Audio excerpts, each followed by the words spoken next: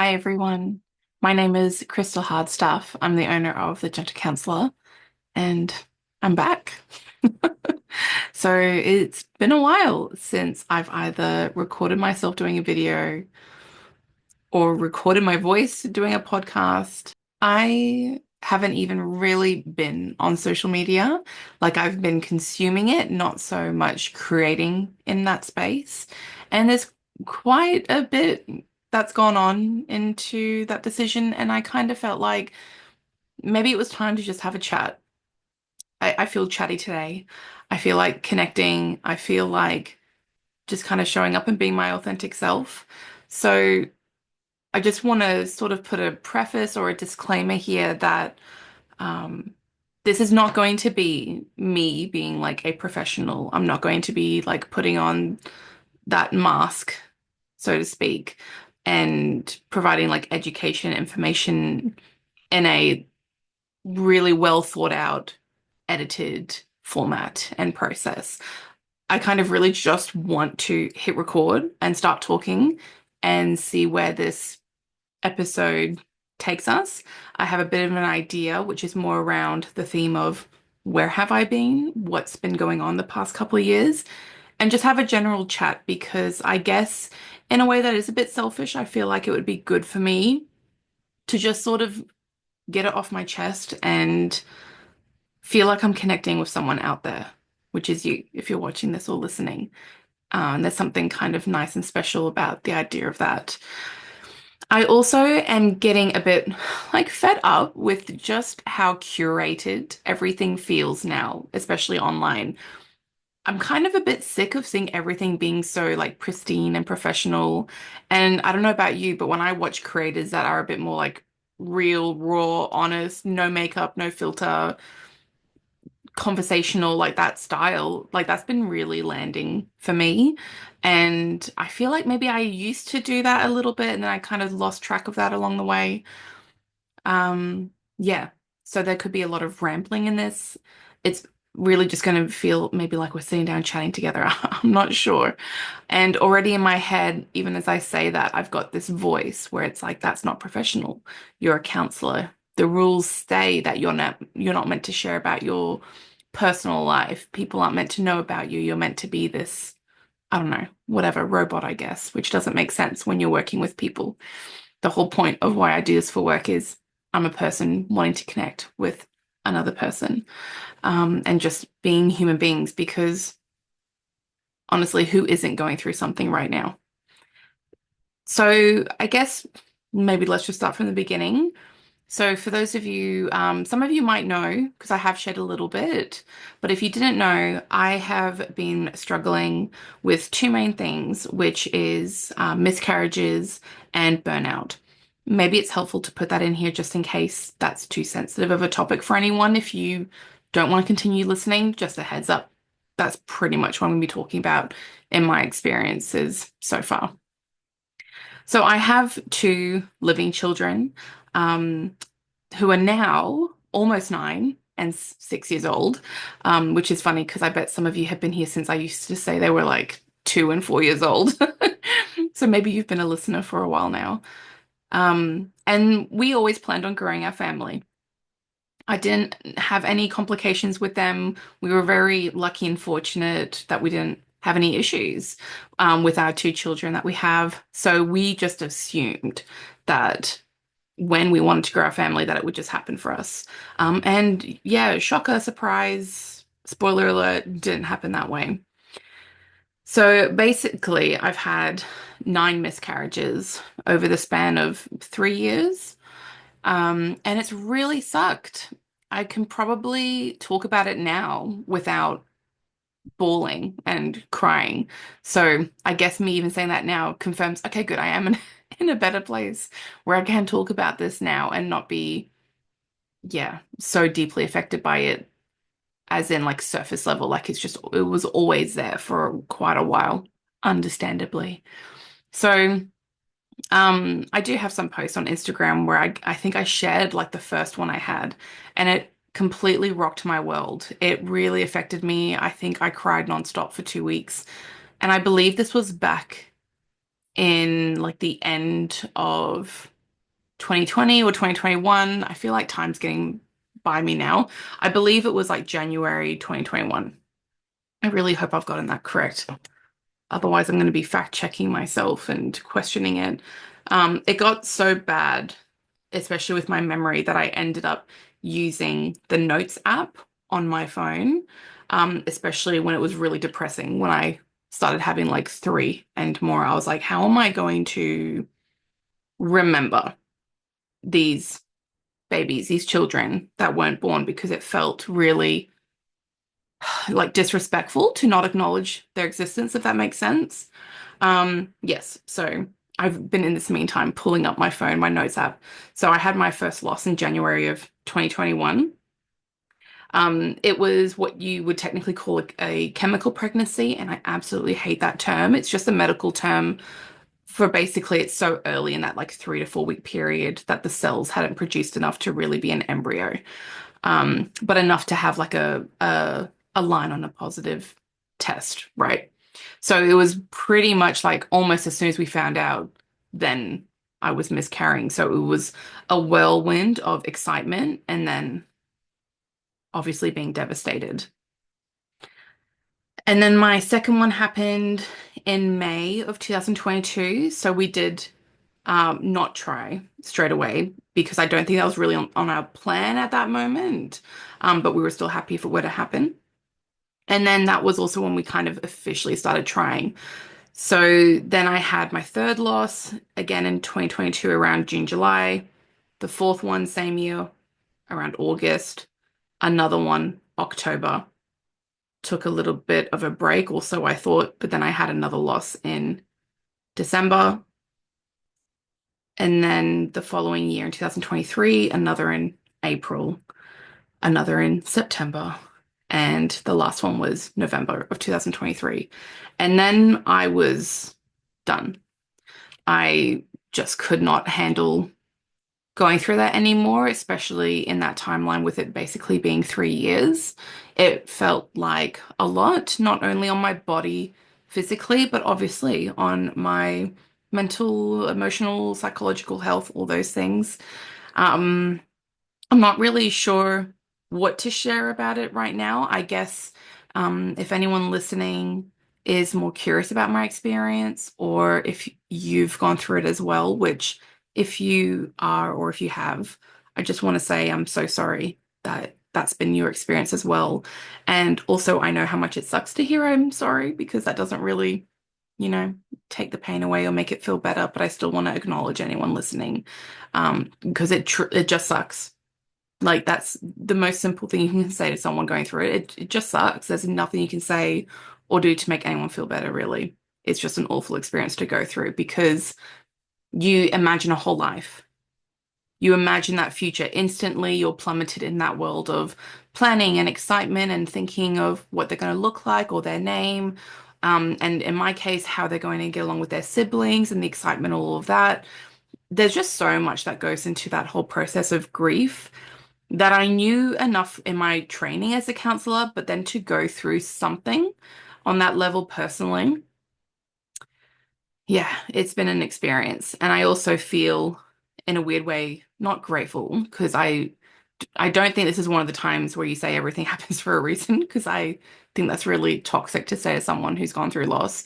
However, I'm also choosing to look at it through the lens of this is also bettering me at my job and my work, supporting clients who are also going through the same thing or have been through the same thing. Because I truly believe you're a better counselor or therapist or mental health professional when you've gone through that yourself. That is a personal opinion I have. And I know when I speak to my own therapist that I really like when I can relate to someone who has been through similar experiences to me.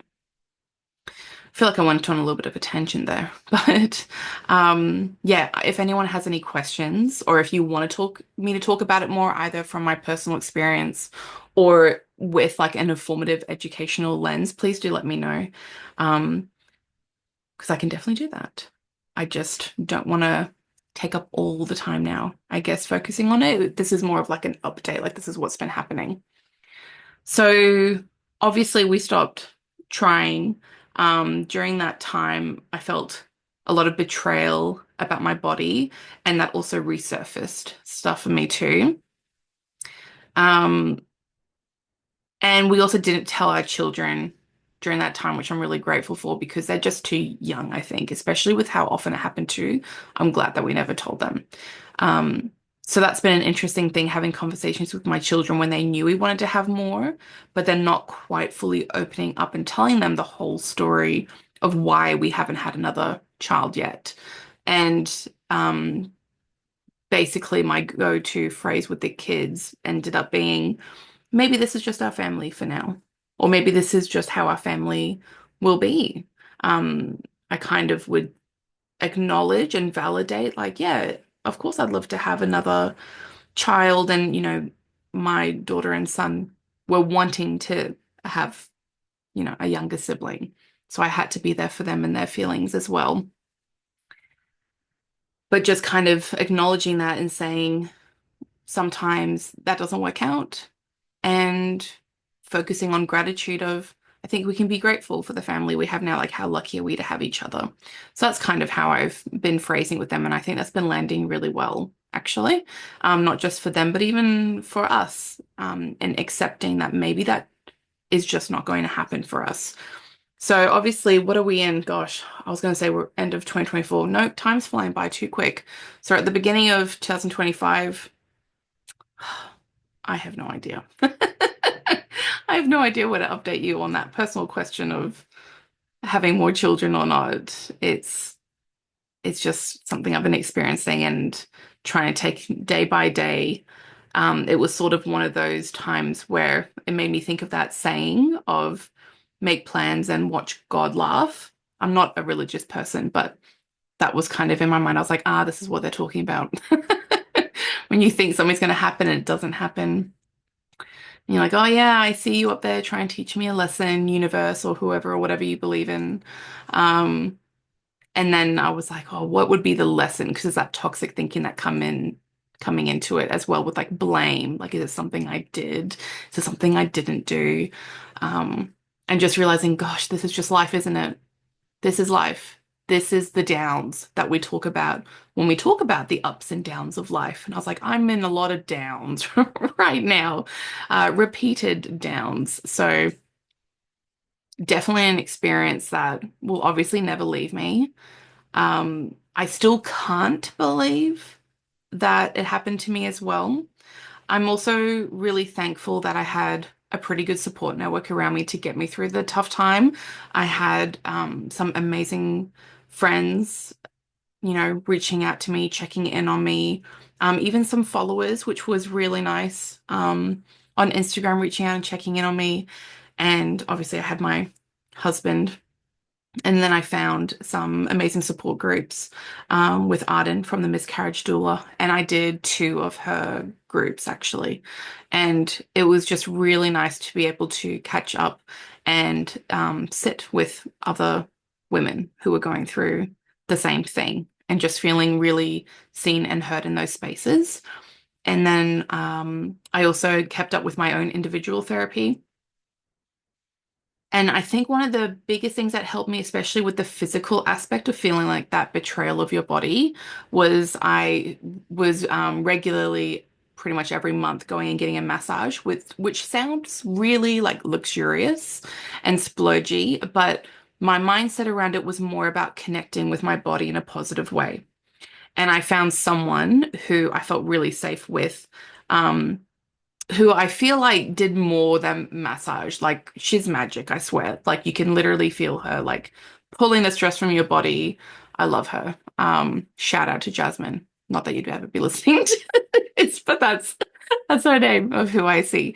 And that really helped me. Like that physical connection, especially with like bo body positivity, having something to look forward to. And I also am someone that literally carries stress in my like neck and shoulders. So also on that physical level of actual physical pain that we can go through. So yeah, I guess I'm just mentioning that in case anyone needs some ideas around there. Other than that, a lot of rest, a lot of Oh, time to grieve and being compassionate to myself, asking for help when needed, which is a lot easier when you have support around you. Um, Trying to take it easy where I can, and coming out the other side, which I think was especially challenging because I already have two living children. I had my children here and now who needed me, even though I was also a grieving mother. I feel like I could do a whole thing just on that topic alone of the complexities and challenges of that. So I think I said long story short at the beginning of this, but I feel like I kind of got into the long story part. But basically, I'm on the other side of it now. That's not to say that I've healed grief or gotten over it. That's a bit ridiculous to say that. Um, it's more that kind of like I prefaced, is it's not the surface level. Like if I would think of it, or if I would see a baby or see a pregnant woman just like instantly crying. Um, and then it's this weird thing where when you have a miscarriage, suddenly everyone's pregnant and having babies, whether it's like family, friends, or like influencers or people that you follow online. So it's kind of like, I think it's like experience, like when you get a new car or something, and then all of a sudden you see your car everywhere on the road. It's like one of those things where it's pointed out to you, becomes more obvious. So that was a bit torturous to go through. Um, but I definitely don't have that like lingering feeling. And again, this is my experience. And I know that my experience is not the experience of everyone. Again, another really good reason why going to like a support group with other women was immensely helpful. And I wasn't the only one who was experiencing it in a secondhand, or secondary infertility sort of way. So it was really nice to not feel alone or guilty for complaining or grieving, even though I already had two living children, right? Again, another topic I could get into further. So, in amongst all of that, also came to the realization that I was in pretty bad burnout. I wonder if I realized I was in burnout first, actually, or kind of towards the tail end. I think everything just kind of came to a head all at once. It's kind of like that classic everything burning down and the ashes have settled, and now I'm like in that rebuilding phase, I guess is probably the best poetic way to put it. And when I think about the reasons for burnout, um, it's funny, I've said reasons, and it's almost like I feel like I have to explain, like validate or like have evidence for the way I was feeling, which I think is like part of the issue of burnout. If any of you are experiencing it or have experienced it, I think you probably get what I mean with that. It's almost like you have to prove it because it's such a thing that can live inside you and not be fully obvious externally. Um, and definitely not something that we talk about because we very much live in a society and culture of pushing through, keep going, don't be lazy. Um, so a lot of my burnout was thinking of my history of um, basically like working and studying full time in both ways since I left home, basically. And then even through having children, still studying full time, still working. And I did like 2 or 3 degrees whilst having kids, which I'm not trying to say is a flex. However, I'm also trying to hold the two truths of I'm allowed to be proud of myself for doing all of that. And also going, hey, you were insane. Like that was way too much for someone to be doing. So I hold both those truths. Is I'm really grateful for everything I've learned and how amazing, and also that was way too much to be doing at once. And I did it, so right, so being proud of that. Um, but yeah, kind of realizing that and then jumping into, sorry, also starting a business whilst studying, whilst working, whilst raising young children, because that's basically when I did the Gentle Counsellor and started the business, which I'm really grateful for. And learning about how to do a business, especially online with social media. So I guess if you're a business owner or someone online, this will resonate with you maybe. Getting caught up and feeling that constant need to learn, to do better, to pay for courses or memberships, or pay people to tell you how to run a business, to tell you how to do ads, to tell you how to do social media. everyone talking about algorithms and how many times you have to post a day. And most of the people, especially back then during my burnout, or still now, I don't know, I stopped following everyone who was talking about that, um, would be saying ridiculous things like one or three posts a day, let alone a week. Like that was not enough. There's no way you could get away with doing less than five posts in a week kind of thing. And then things changing, like video format. Anyway, I'm exhausted just talking about this now. So just keeping up with all of that, um, really sucked. It sucked as in it was not fun going through, and then it sucked the joy away completely from doing this business and being on social media, which is meant to be fun. Social media is meant to be fun. It's meant to be for connecting and creating because it's fun. It's really not meant to feel like work. And it was causing me a lot of stress and I was feeling a lot of pressure and I'd be staying up late at night trying to get content out and then trying to think of what's an original thing to say, which really does not exist in this world. I did a podcast episode on this a little while back, actually. um Pretty much everything's already been talked about, right? Which I'm not saying in a bad way. It's kind of like there's no original ideas or experiences. I'm sure there is. I'm sure I'm gonna have someone commenting and arguing with me on that. But I'm trying to think of how to explain what I mean, which is it's like especially my work, which is in the field of like mental health, psychology, counseling, child development.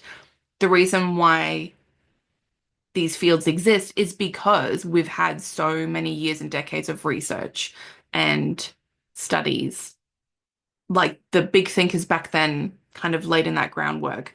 Um, so that's what I kind of mean by nothing's new. Like it's either we're continuing to expand on the knowledge we already have, or people are renaming what has already existed, which is also something I've been learning about, especially when it comes to Black and Indigenous and other people of color, um, where that has always been how they've been, say, raising children, and then, white people come along and steal everything. Oh, am I getting too political on this? I kind of don't care, actually. I feel like this will resonate with the people who are my people. And if I'm poking the bear, maybe it's time to do that. I'm having this weird wave of like acceptance because this has been one of my fears is whether I'm resharing something of the absolute insanity of the world that we've been living in. And the very real trauma we've been seeing in real life because genuinely, like, thankfully, because of social media and our access, we're able to be so informed literally as it's happening. And so I've been trying to make sure I'm being informed and not ignorant to what's happening in our world. So yeah, that's been in amongst all these things. That's I've been loving that though. I've been loving listening, learning. Um, yeah, kind of being in that world of I don't even know how to explain it. It seems like such big topics that I could not possibly sum into one. Maybe if you get it, you get it. If you don't, that's okay, I guess. Tangent number two, I guess. I don't even know what I was talking about. I was talking about burnout. So back on track with talking about burnout, everything just got too much and I needed to take a step back, which I did. And I was lucky enough to be in a situation where financially I could do that. Not a lot of people can. I couldn't, completely, but I did my best with what I could.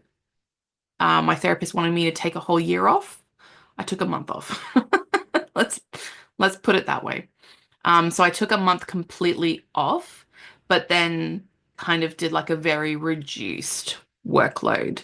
Um, Trying to be a bit stricter with myself on not overworking, noticing those patterns, those habits that I would get into of working and draining myself too much, and then basically knocking myself out for like 2 or 3 days because I would be so spent, and that just wasn't healthy and was not sustainable. So a lot of this year, kind of like mid to end of last year, and this year has been relearning that, like relearning what works really well for me. Also what works well for me as a woman with my cycle and how my energy fluctuates as well. Like I said, today's a chatty day. So I was like, today's the best day to record a podcast because I actually feel like talking and blabbing and getting off track and then back on track. Um, so that's been a whole experience in itself, which I think has been good and necessary for me to learn better practices for myself. And learning, unlearning a lot of what I've been told previously and then kind of relearning and establishing what's actually going to work for me. And I'm definitely not there yet. I wonder if I would ever be there. I'm not quite sure. I guess I'll let you know. But for now, it's nice to figure out. So instead, what I'm dealing with is coming back and facing some of the very real fears or anxieties or stress that I was avoiding because essentially taking a step back from social media, for example, was essentially avoiding what was upsetting. Because I went through a period of time where I had a couple of like trolling comments, is the only way I can put it, of people who were not happy with my Tricky People children's book. Um, and I was trying to reply to comments that I knew could be seen by the public in a professional way because I was scared if people saw me standing up for myself that I would be seen as rude or instigating or I don't know, something like that. And I'd get then attacked for that. So yeah, getting like negative comments online is not fun. I'm definitely not someone built for that, I've realized. And I'm really not sure what to do with that because obviously being online and having a social media presence publicly is going to get criticism. But then again, I'm saying criticism, and I guess there's a difference between someone who is committed to misunderstanding you, but it's not even misunderstanding, it's they're just angry because of whatever's going on in their life, or they're triggered, or in this case, maybe they are the, predator or the issue. And here I am teaching kids on how to be safe, which of course they'd get mad about. I don't know. So that's just really hard when you're someone who's going into something with the intention of creating a wonderful resource with all the good intention. And I talked about this way back when, which is, for example, with Tricky People, I wrote that book for my children. I wanted to have something with everything in the one place for my children. And I spoke about that. I think I even wrote that on the blog.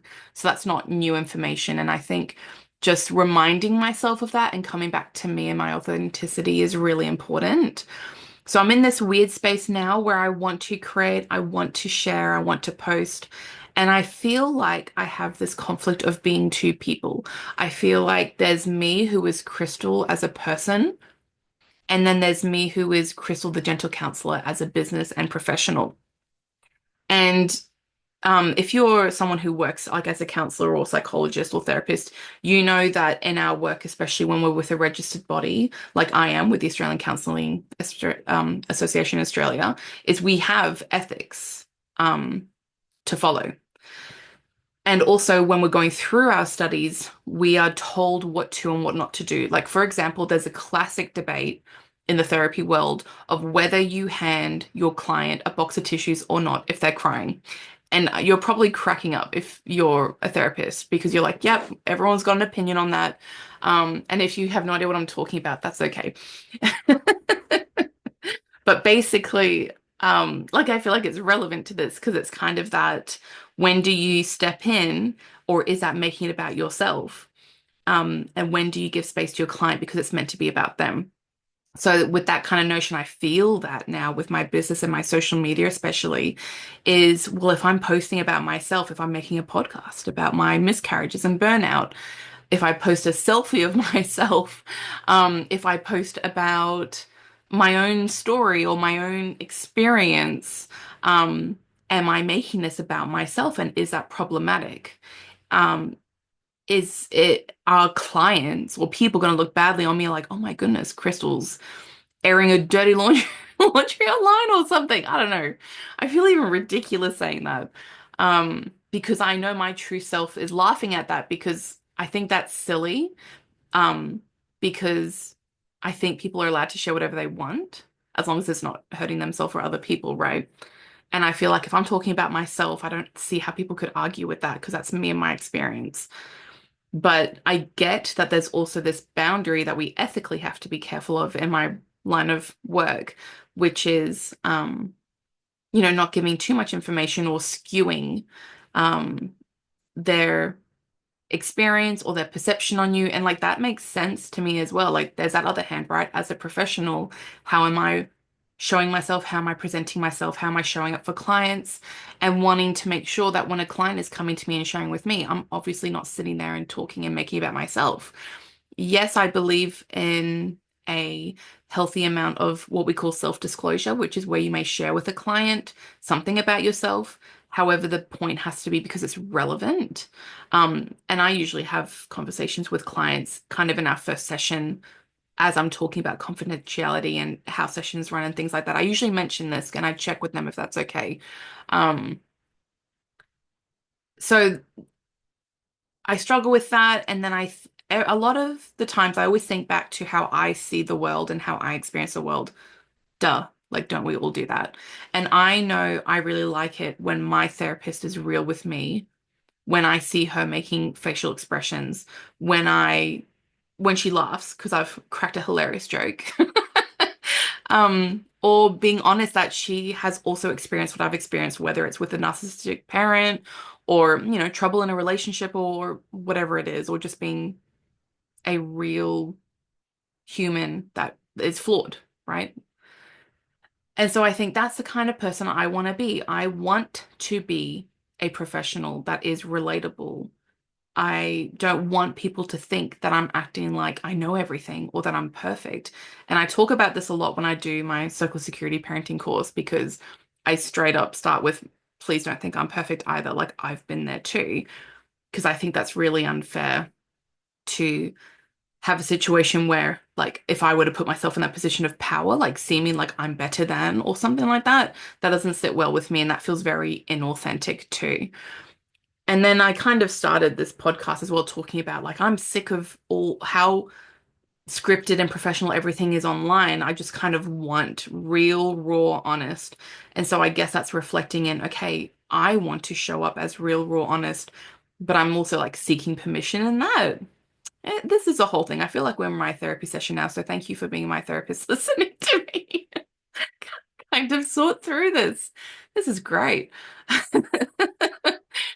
Um, but yeah, that's just where my headspace is at. And I also think it's valuable to share because there's no way I'm sitting here as the only person experiencing this. There's just no way. And I would love to hear from people if this is relating to you or if you're experiencing the same thing, because it's just nice to be seen and known that we're not alone going through an experience. Like at the end of the day, I'm pretty sure all of us can agree with that. So, this is my long-winded, all over the place, where I've been, what's going on, some insight into my brain and where I'm at. And so I guess I'm coming back not feeling fully 100%. Again, I think that's coming back to my point though of just wanting to show up and being authentic, posting content. I feel like posting when I feel like it. And also trying to find balance because there's me, Crystal, authentic person, and there's me, Crystal, who has a business and needs to provide for my family. And also wants to be in this space of helping others and educating and informing. So whilst I might not have everything perfectly laid out, I think that's also part of the fun, right? I think I'm trying to come back into this looking at it through the lens of fun and creativity, and let's enjoy sharing knowledge and gaining knowledge and connecting. And then the creativity side is like having fun, like making pretty graphics. So let's go with that. So where to from here? Good question. I would love for someone to really clearly lay it out for me because I've tried 5 different times now over the past couple of weeks to create some sort of like 2025 business plan or like content ideas or get clear on my messaging, even this podcast. And I think I'm getting so in my head about it that it's stopping me moving forward. So I'm accepting that I'm an imperfect human being. And even though I have a lot of information, a lot of things I've learned about, I will still always be learning. And I have to be okay with that. And I have to be okay with not getting things 100% right. And I also have to be okay with not everyone liking what I do or say or share. And that's totally okay. Just like is Cassie Phillips' poem, Let Them.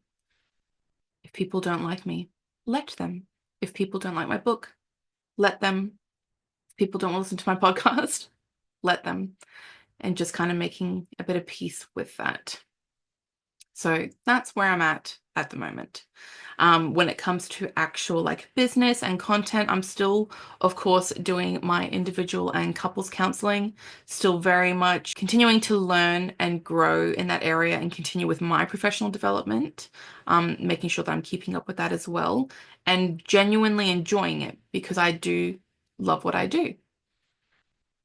I'm still curious about other things like courses or books, but I'm also trying not to put too much pressure on myself to create and get things out by deadlines. When it comes to social media, I would like to get back into more regular posting. So I guess just when you see me pop up, make sure you're engaging with it, and interacting with it, because if that doesn't happen, then you don't see my stuff, which is just a frustration I think every business owner is having with algorithms at the moment. I'd even like to like get up on YouTube more. Just all these ideas I have. So I guess it's kind of like a wait and see. I guess I am sort of in a phase of rebuilding maybe my business. Not like rebranding, but I guess just getting clear again, and I'm not there yet. And I have to be okay with that. My really big motto is done, not perfect. So we're going with that. I'm still very much going to be talking about the things that really fuel me, the things that I love talking about, that I nerd out about, like attachment theory, attachment styles, attachment parenting, which is more like authoritative parenting. So that's where we get like the gentle parenting, respectful parenting kind of terms from. Um, and talking about mental health topics, whether it's anxiety, depression, postpartum, narcissistic parents, boundaries, all the good things like that, motherhood, because I think that's just so deeply personal to me. How could I not talk about motherhood, and what all that means? And I think I'm just going to be focusing on that and kind of getting back to myself. I feel like I went wayward a little bit, and I'm trying to get back to these are the things I believe in that I want to speak on, um, that are really important and deserve respect, right? And empathy and consideration in, oh, I don't even know how to summarize it, just the multitude of ways of being a human and the multitude of experiences that are within that, um, and experiences that are not my own, yet I can acknowledge and listen and learn about too, right? This is getting philosophical now, but I just kind of want to end it on that note of kind of like this is what you can expect from me and my content and how I'm showing up as well. Um, and now I feel like I've gotten so serious that I need to like throw in a joke, like, okay, so I'm going to finish this episode now. Please don't be mean to me in the comments because I can't handle it. And then I'll be poof, gone again. Um, no, my husband said the solution is just to turn off my comments. So maybe he's onto something with that. That just eliminates that issue. But yeah, now I feel like I'm getting off track again. Anyway, if you have even sat through this and listened or watched, genuinely, thank you. Because I feel a bit ridiculous sitting here. It's been a very long time since I've recorded myself doing anything, sitting alone in my office, pretending like there's someone on the other side of this. Um, and then coming back to my true self, which has always been, if even if there's just one person out there, one person that is enjoying what I'm sharing, that this is resonating with, where my messaging finds them at the right time, if there's one person that anything I've done has helped, truly that is worth it, as if it wouldn't be. I'm definitely not someone who's seeking popularity, of being like a big mental health influencer. That's really not my jam. I just really enjoy my little bubble here. Um, And I enjoy sharing and connecting with other people, and I really just want to get back to the simplicity of that. And I don't mean simplicity to minimize it. I mean simplicity of how I want to do that, because you can have so many amazing things come from that too. I'd really like to get into offering some group programs as well. So yeah, I guess just stay tuned and enjoy this journey with me as I'm back figuring it out and showing up a bit more authentically as myself, as well as getting back into more the professional side of things. Again, just thank you for listening or watching and letting me have the space to sort of get this out. This has actually felt very therapeutic for me, and thank you for being here. Thank you for watching and listening and for supporting me and also my work. I don't think I could ever express fully how much that has meant to me, and I just appreciate you so much.